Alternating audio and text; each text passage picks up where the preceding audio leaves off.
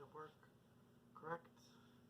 And I said that the push-up thing is gonna bring us back into that hamstring work we were doing. So if you remember, we were creating um, like strong. So I want to use different words to describe your body, a body, right? So a strong hamstring so a durable hamstring is one that can do those butt kicks we were doing for a long time, right? And if you haven't, if you want to know more about that, just go back to the beginning of the playlist. Let's just start from the first one. Um, um, so if you remember, I said that we're doing the push up on our knees, and then we're gonna want to do the push up with our knees. Well, we're going from this right here, right, to this. But then this is awkward, right? So it's not good for you.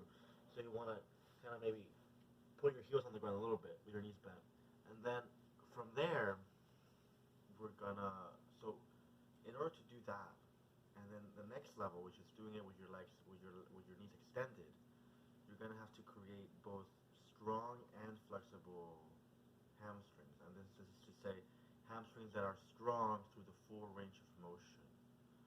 So so this is a hamstring that stays flexed both in the beginning.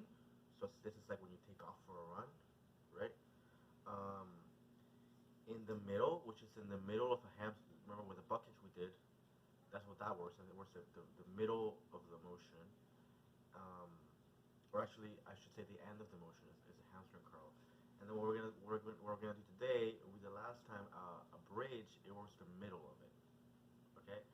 And certain variations do more or less for those beginning to middle, middle to inclusive, beginning to middle, middle to end um, ranges of motion, right? So either it works a lot in the beginning, or it works a lot in the middle, or works a lot in the end, or it works somewhere in between, and it either works that section a lot or a little, and it depends on what movement you're doing, right?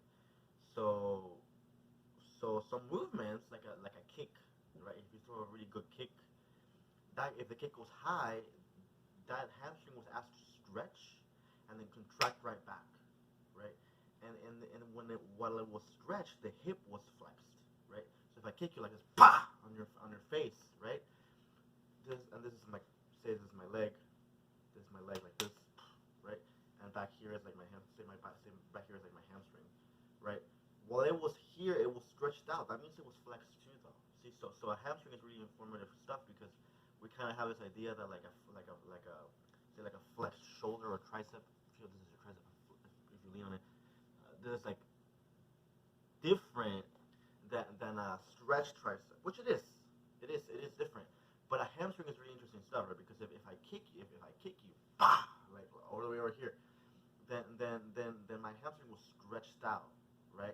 But like, it doesn't that mean it was flexed too? Because it was all like, I mean, well, and that's the thing, it doesn't. But the thing about a hamstring is that it's always consistently asked to remain strong in those positions, in stretched, elongated positions.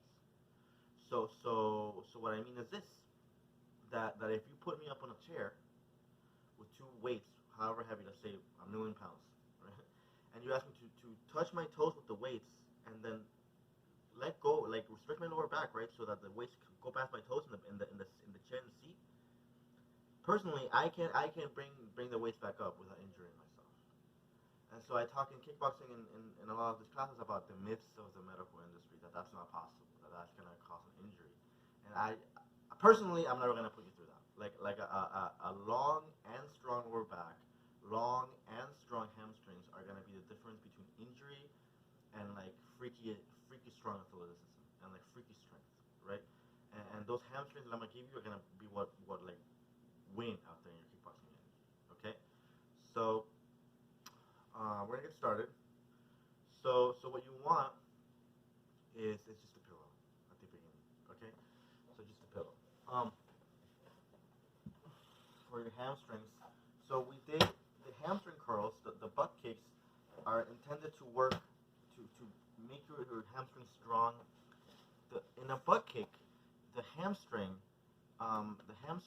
it shows its most strength through that movement at the end, right? In this movement, you're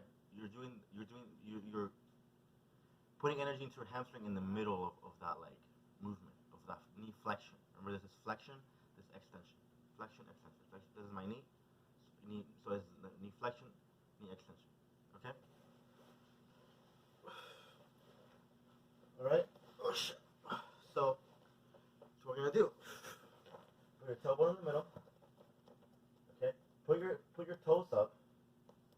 Okay. And then put this ankle up. This is my left.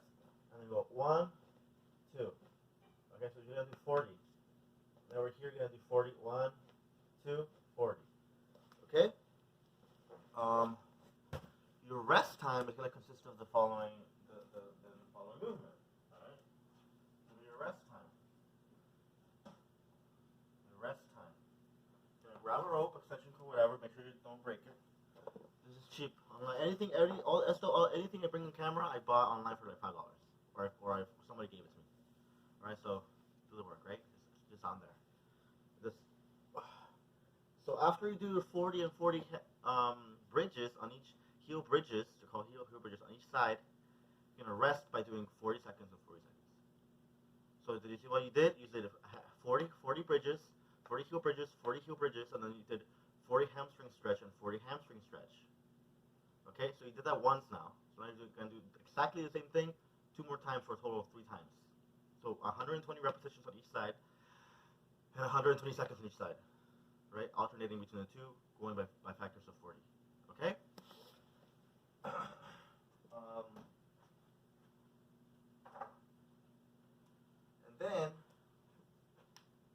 then we're gonna bring the camera up. Fun the tripod day is today. So the website's almost up. I'm not doing descriptions right now. If you're watching the video before I do the description, thank you. Please like and comment and subscribe. I really appreciate it. But yeah. So anyway, check in with your heart, check in with your feelings. How are you feeling? Okay. So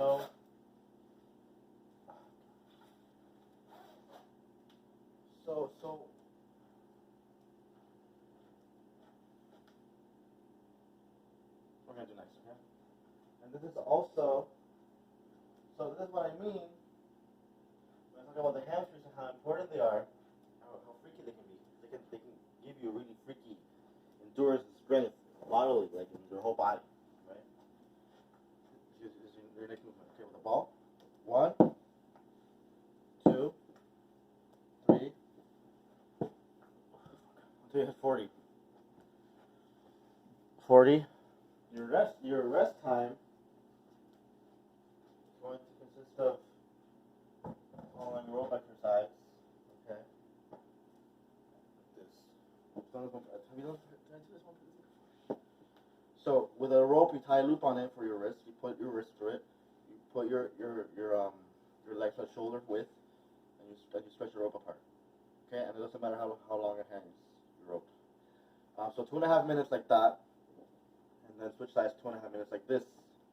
Okay. So you see what you did? You did 40 with the ball, so you counted 40. So with the ball, it's just 20 each. Count of 40 each time you switch leg and hand. Okay. So you go to 40, 20 each. You do 2.5 minutes each side, and you do that process 3 times. So it's one. So it's where you get the point, right? It's the same as last time. Except this time, since you're switching back and forth between legs with the ball, you're only going up to 40. That usually be the rule. A movement that when you switch back and forth, you go up to 40 once for 20 each side, and a movement in which you're like constantly doing, like if you're working on one side for a period of time and then switching back to the other one and finishing up only the other one, right? So that'll be 40-40. So I hope that makes sense. It should make sense. I hate words. I hate English. So it's a short session today because I still need to get your rest and stuff, because when we start shadowboxing and I start putting music on for you and I start making you squat and stuff in the middle of a shadowbox session, then you're gonna get tired, right? And I need you to be strong for that. Okay? So that's it for today. That's because I love you. That's a short session today. Okay? Eventually, the description will have on my website on it. I'm still working on it. I don't know how to work a website. Nobody that I know knows how to work a website. But apparently, if I make a website, you might give me money. That's. They're another myth of the industry, right? That if you make a website, you'll make money. I feel like people have to choose to give you love and affection, right? They have to know you and they have to go. Well, apparently, you have to go out of your way. I don't think you have to go out of your way. I think you have to have an intention with it. You have to choose who you want to give your attention to. This person or some like person that makes you uncomfortable. Hopefully me. So say hello to the kids. Love you. Bye.